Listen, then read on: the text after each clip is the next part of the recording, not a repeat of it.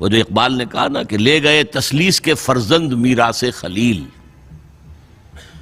کشت بنیاد کلیسا بن گئی خاک حجاز۔ تسلیس کے فرزند میراث خلیل لے گئے تھے، بیت المقدس ان کے کروسیڈرز کے قبضے میں آ گیا تھا 1099 میں، اور رہا تھا 1187 تک، 88 ایئرز۔ لے گئے تسلیس کے فرزند میراث خلیل۔ تو میراث موسوی جو تھی وہ منتقل ہو گئی محمد رسول اللہ صلی اللہ علیہ وسلم اور آپ کی امت کو۔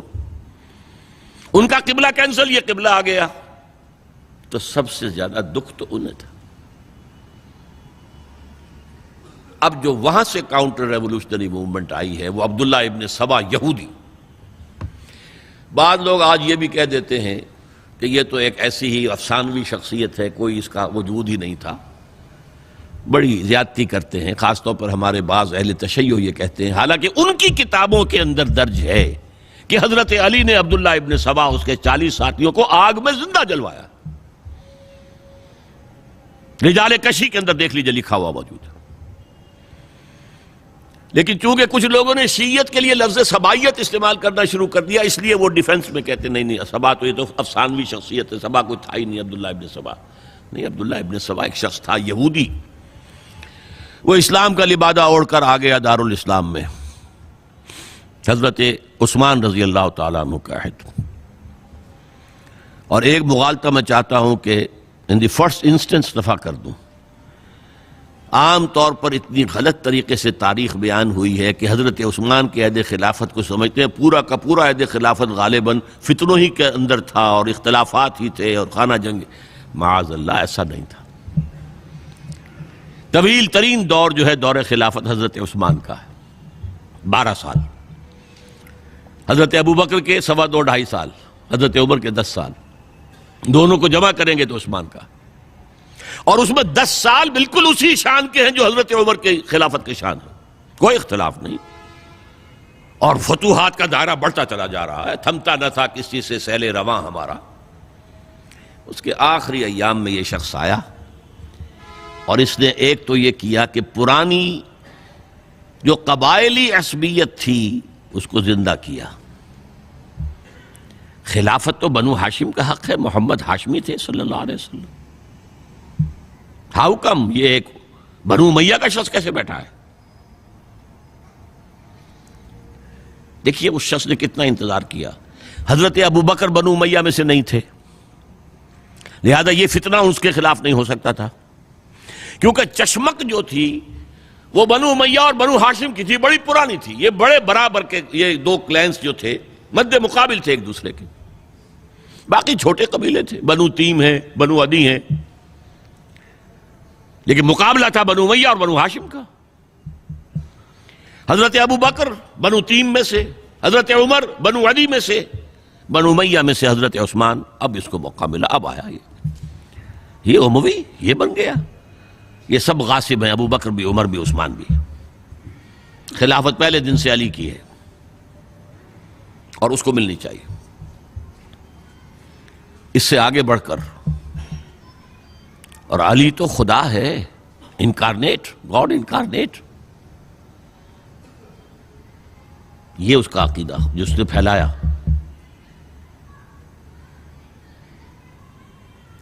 یوں سمجھئے ایک شخص نے حضرت عیسیٰ کے دین کو زیرو کر دیا تھا۔ لوگ مانتے نہیں کہ ایک شخص اتنا کچھ کر سکتا ہے۔ یہودی اور سازشی ذہن، ان کی صلاحیت اور ذہانت۔ ایک شخص تھا پال، حضرت عیسیٰ کو خدا کا بیٹا بنانے والا، وہ توحید ختم، تسلیس آ گئی۔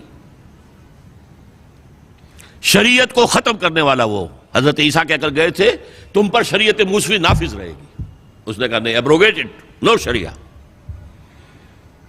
نمبر 3، حضرت عیسیٰ نے کہا تھا تمہیں تبلیغ کرنی ہے صرف یہودیوں تک۔ I have been sent only in search of the lost sheep of the house of Israel۔ میں صرف اسرائیل کے گھرانے کی کھوئی ہوئی بھیڑوں کی تلاش میں آیا ہوں، تمہیں باہر تبلیغ نہیں کرنی۔ اس نے تبلیغ کا دائرہ وسیع کیا۔ وہ دین مسیحیت ختم وہ دین پالزم ہے جو چلا ہے اس کے بعد. سمجھ رہے ہیں اس بات کو؟ اور یہ ڈاکٹر مائیکل ہارٹ نے بالکل صحیح لکھا ہے کہ کرسچینٹی جب تک حضرت مسیح موجود تھے وہ سوائے ایک یہودیوں کے فرقے کے اس کی کوئی اور حیثیت نہیں تھی. لیکن پال نے اسے ایک انڈیپینڈنٹ دین بنایا. ایک شخص کی کارروائی ہے یہ ساری، اور آج پوری دنیا، پوری عیسائی دنیا اسی پر ہے، تسلیس پر بھی، اور شریعت ختم، اور دعوت جو ہے کرتے پھر رہے ہیں پوری دنیا کے اندر.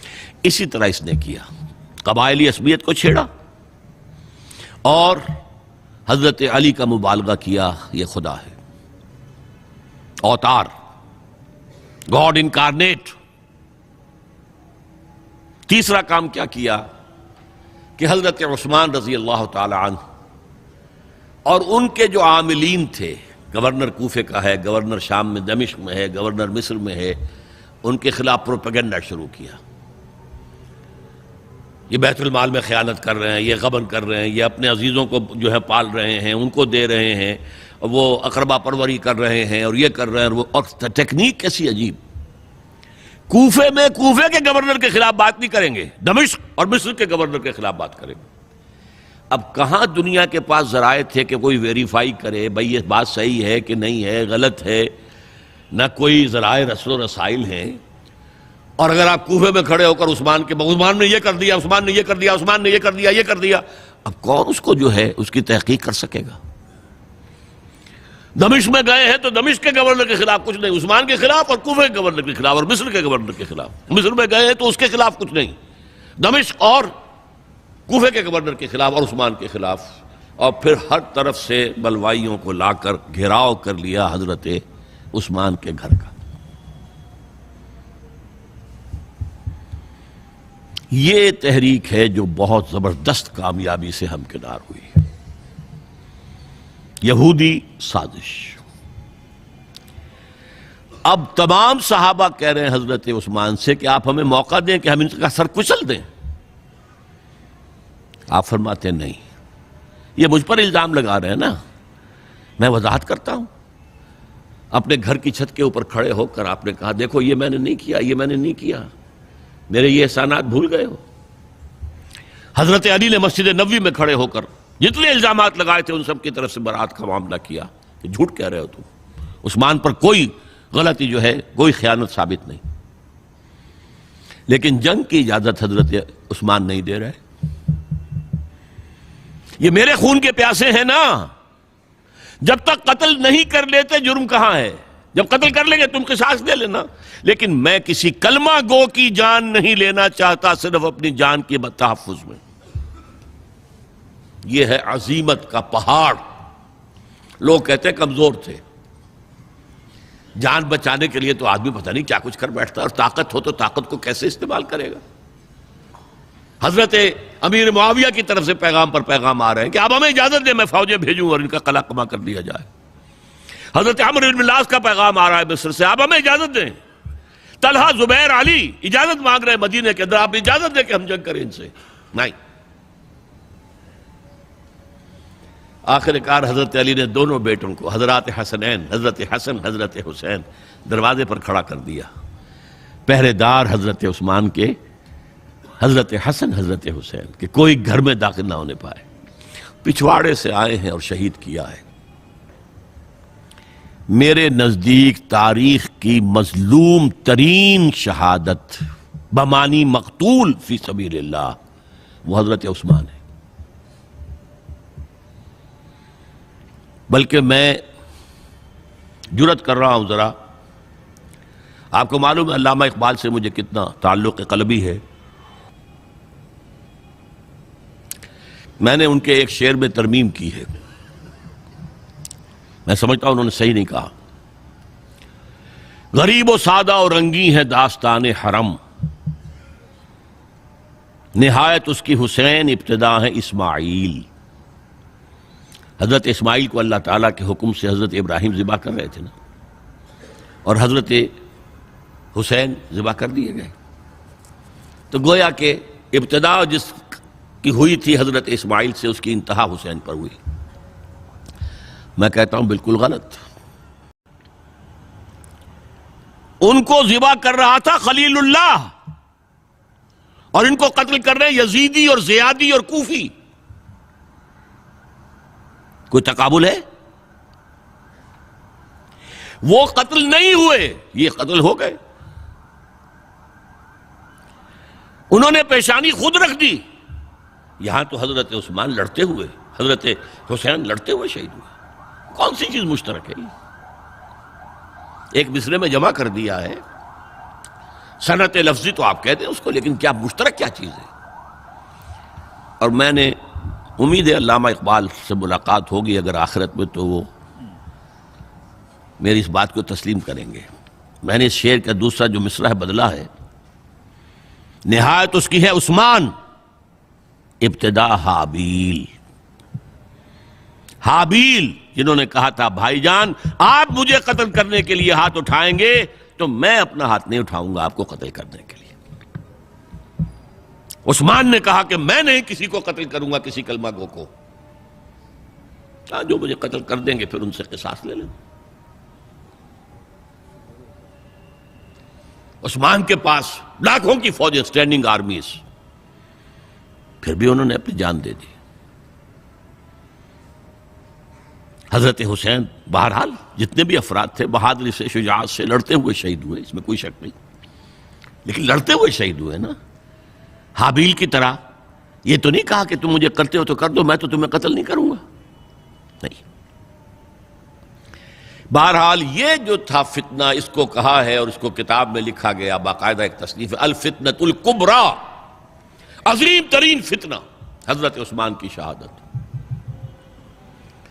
اس وقت عبداللہ ابن سلام رضی اللہ تعالی عنہ ایک یہودی عالم دین تھے جو اسلام لے آئے تھے، انہوں نے کہا تھا لوگو ڈرو، عثمان کے خون کا نہ بہانا۔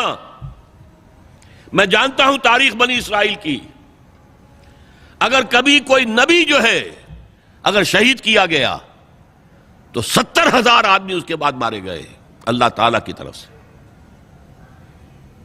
اور نبی کا اگر کوئی خلیفہ قتل کیا گیا تو 35,000 آدمی مارا گیا ہے۔ تو اگر تم نے عثمان کو قتل کر دیا تو یہ خون کے دریا جو ہیں پھر آ جائیں گے امت کے اندر، باز آ جاؤ، خدا کے لیے باز آ جاؤ۔ لیکن نہیں، بہرحال حضرت علی رضی اللہ تعالی عنہ نے بلایا عبداللہ ابن سبا کو اپنے ہاں۔ تم کہتے ہو کہ میں خدا ہوں؟ ہاں آپ خدا ہیں۔ توبہ کرتے ہو کہ نہیں؟ نہیں۔ میں تمہیں زندہ جلا دوں گا، جلا دو، تم خدا ہو، ہماری آزمائش کر رہے ہو۔ حضرت علی نے عبداللہ ابن سبا کو 40 ساتھیوں سمیت زندہ جلوایا، اور یہ سارا کچھ معاملہ جو ہے یہ میں نے آپ کو بتایا اہل تشیع کی کتابوں میں موجود ہے۔ بہرحال یہ فتنۃ الکبریٰ ہے، جس کا نتیجہ کیا نکلا ہے آپ اچھی طرح سمجھیے۔ وہ شہادت علی الناس کا جو سیلاب جا رہا تھا، جس کی شان کیا تھی، علامہ اقبال کے الفاظ میں تھمتا نہ تھا کسی سے سیل رواں ہمارا۔ یہ جو سیل تھا کوئی روکنے والا تھا؟ 2 سپر پاورز تھیں اس وقت، ایران، روم۔ ایران کے چیتڑے ختم ٹوٹ گئے، روم کی 2 ٹانگیں ٹوٹ گئیں، اب کون روکنے والا تھا؟ یہ انٹرنل سیبوٹاج ہے۔ اس کے بعد جو باہمی خانہ جنگی شروع ہوئی ہے، 1 لاکھ مسلمان ایک دوسرے کی تلواروں اور نیزوں سے ختم ہو گئے۔